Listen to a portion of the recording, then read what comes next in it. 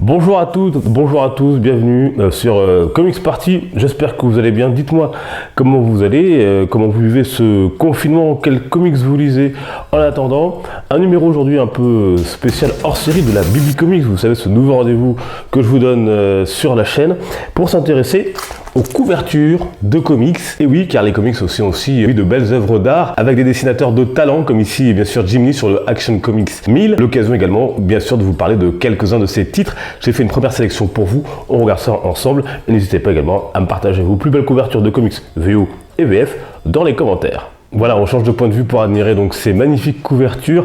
Et on commence par de la VO du DC Comics, le numéro 22 dans l'axe DC Universe Rebirth, The Button, souvenez-vous, avec donc cette magnifique couverture par Jason Fabok et également la participation bien évidemment sur cette couverture de Brad Anderson. Alors c'est une couverture pas comme les autres parce que vous voyez elle est lenticulaire edition comme on dit. On y voit donc ici, si vous faites bien attention quand on bouge la couverture, et bien ici Batman, mais pas n'importe quel Batman, et ici la mort revisitée des Wayne, puisque sur le sol on retrouve Martha avec le fameux collier de perles, et à gauche bien sûr Bruce Wayne, et donc ce Batman là c'est bien sûr Thomas Wayne, et il est vraiment énervé, il est vraiment très très bien réalisé. Regardez le costume, regardez les détails. Et d'autre côté, puisque ce comics met en scène notamment Thomas Wayne et Flash, et bien quand on regarde dans l'autre sens, on retrouve donc bien sûr le plus grand ennemi de l'univers de Flash.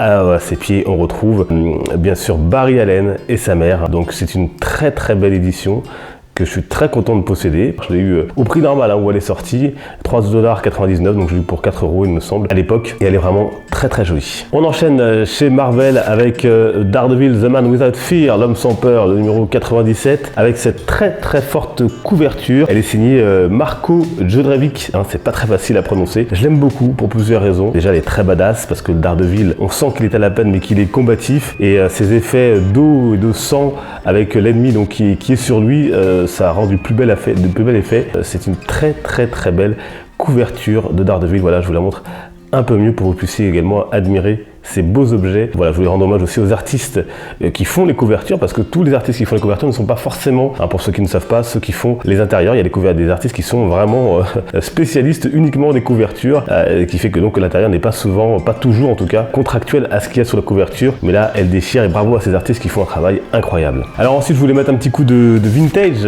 c'est moi qu'on puisse dire, avec cette couverture, bien sûr Green Lantern, Green Arrow. Je vous en ai parlé dans la dernière vidéo de Green Lantern, Green Arrow, la dernière vidéo sur Emerald Twilight. Et donc c'est une couverture bien sûr de cette période où Green Lantern et Green Arrow ont fait voyage ensemble par Neil Adams, avec également la participation de Jack Adler. Donc cette couverture où on voit bien sûr le pupille de notre ami Green Arrow pris en flagrant délit en train de se piquer, puisque ce comics reprenait tous les problèmes sociétaux des États-Unis. On l'a dit, que ce soit le racisme, que ce soit la drogue dans les années 60, fin des années 60, début des années 70. Et donc notre ami Green Lantern qui montre à Green Arrow qui est un junkie, comme Green Arrow le dit même sur sa couverture. Un épisode qui fera date donc avec cet épisode Snowbirds Don't Fly. Un récit, je vous rappelle, que vous pouvez retrouver dans ce titre Green Lantern, Green Arrow par Dennis O'Neil et Neil Adams, bien évidemment chez Urban Comics. Plus forcément trouvable partout aujourd'hui, puisqu'il a été édité il y a maintenant quelques années. Allez, on reste chez DC Comics avec bien sûr l'événement Doomsday Clock, c'est le numéro 1 celui-ci. D'ailleurs au passage, voici quelques-unes des autres couvertures de Doomsday Clock. Si vous voulez en voir quelques-unes d'autres, l'événement arrive en VF prochainement chez Urban Comics d'ailleurs. Donc Doomsday Clock, qu'est-ce qu'elle a de particulier cette couverture, mis à part qu'elle met en scène, vous voyez, Rorschach, c'est qu'elle est comme celle de The Button, lenticulaire, avec ici vous voyez les taches donc de notre personnage, si reconnaissable, et quand vous la bougez, alors là on ne voit pas très bien, mais vous voyez, à la caméra on ne voit pas très bien, vous voyez les logos de Superman, Wonder Woman et Batman qui se surimpriment et qui viennent limite prendre la place des taches de notre ami. Voilà, c'est une très très belle couverture, c'est la couverture variante du numéro 1 de Doomsday Clock qui est sorti en janvier 2018, il y a maintenant un peu plus de 2 ans, donc Doomsday Clock. Allez, on repart maintenant chez Marvel avec cette couverture que j'adore, tout simplement, c'est celle de Spider-Man 2080. 1999 par Leonardi et Williamson. Alors en plus elle est signée ici comme vous le voyez, Spider-Man 2099. J'adore cette posture du Spider-Man 2099 avec ses doigts là qui viennent se replier, cet effet ville toile avec donc ce futur et qu'il est pourchassé ici par, comme vous le voyez, la police de son époque et il est prêt à bondir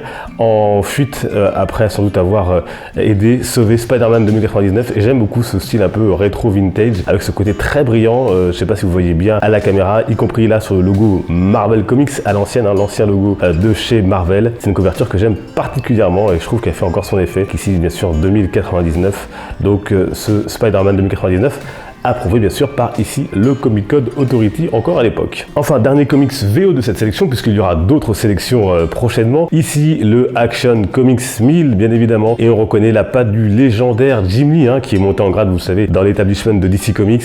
Action Comics 1000 pour fêter les 80 ans de Superman, vous voyez le petit logo et en plus elle est signée par l'artiste que j'adore, vous voyez, signée par Jim Lee, une très belle couverture avec un Superman en action pour ce Action Comics numéro 1000 et comme d'habitude hein, il sait saisir notamment la force, la puissance, les muscles de nos héros ici donc Superman bien sûr pour ses 80 ans fêté l'année dernière si je dis pas de bêtises ou il y a 2 ans je sais plus, le temps passe vite hein, il faut dire. Action Comics 1000. Enfin pour terminer je vous ai sélectionné 2 couvertures en VF ici, Killing Joke bien sûr Brian Bolland pour la couverture avec cette couverture mythique, donc là c'est la réédition de Killing Joke en VF dans une édition spéciale augmentée avec la couverture originale, celle-ci, qui tout le monde connaît bien évidemment, qui a été reprise, qui a été détournée un certain nombre de fois avec le Joker et son appareil photo, puisque la précédente édition de Killing Joke, c'était celle-ci, hein, tout aussi iconique avec le Joker qui rit avec ses larmes de sang et ce sang qui lui coule dans la bouche, ses mains qui se posent sur ses cheveux verts. D'ailleurs, laquelle de ces 2 couvertures vous préférez, vous? Est-ce que vous préférez celle-ci, très connue bien évidemment, et puis celle-ci également, très connue également, très reprise donc par Brian Bolland?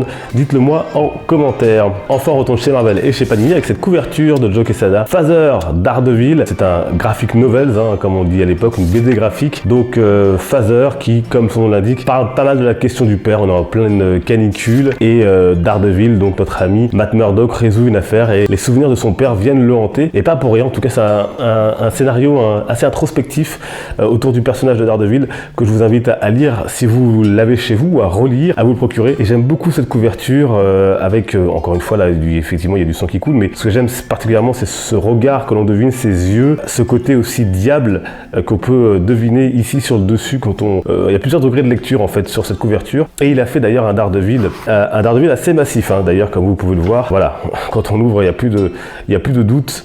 Un Daredevil assez massif qui me fait penser parfois à du Batman The Dark Knight. Voilà donc ce Daredevil avec cette très belle couverture. Donc chez Panini Comics, donc Phaser. Voilà pour cette première sélection. Il y aura bien sûr d'autres sélections à venir parce que j'ai encore plein de comics VF et VO à vous montrer et à partager avec vous. Voilà donc, et vous, quels sont vos covers de comics VO, VF préférés? N'hésitez pas à nous dire en commentaire bien évidemment. On se retrouve nous sur les réseaux sociaux, vous avez tous les liens en description. N'hésitez pas à m'y suivre, on pourra échanger, discuter, partager pendant tout ce confinement. N'hésitez pas à poser toutes vos questions. Merci de votre fidélité. N'hésitez pas à partager cette vidéo si elle vous a plu. Je vous dis à très vite. Surtout, restez chez vous, portez-vous bien.